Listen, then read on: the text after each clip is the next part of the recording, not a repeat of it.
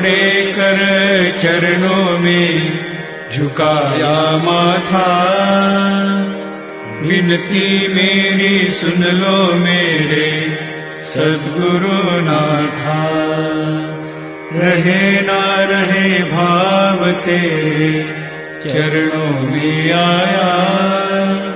कृपा दृष्टि रखना मुझ पर सद्गुरु राया। सदा तेरे चरणों में रहूं करो दया। करो दया प्रभु दे दो चरणों की छाया। स्वीकार करो सेवा मेरी तू काहे कहता।